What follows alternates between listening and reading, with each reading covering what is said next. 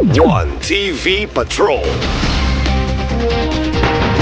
Asin sa Usamis Schools Christmas Caroling o Singing Contest Grand Final giatangan.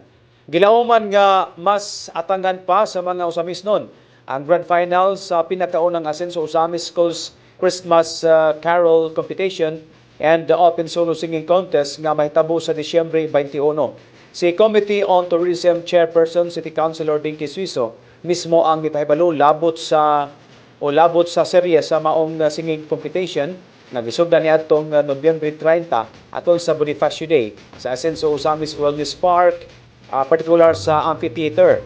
Bukas gihapon ang nagpasiugdan niini alang sa lain pang elimination round na may tabo sa Disyembre 7 alang sa Open Solo o 8 usab ka mga eskwelahan alang sa Christmas Carol Competition.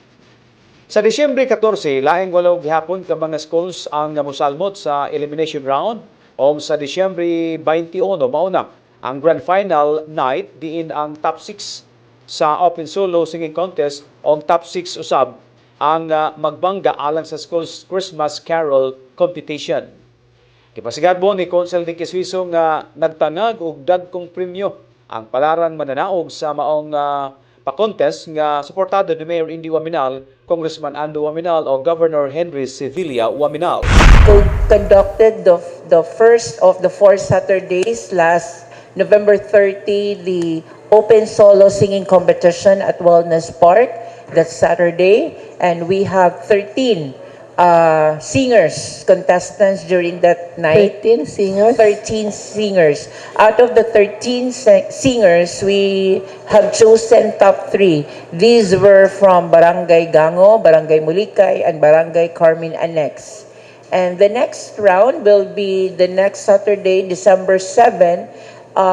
There will be 8 competing schools for the Christmas choral singing competition, and also another 8 participants for the Open Solo Singing Competition at Wellness Park on December 7.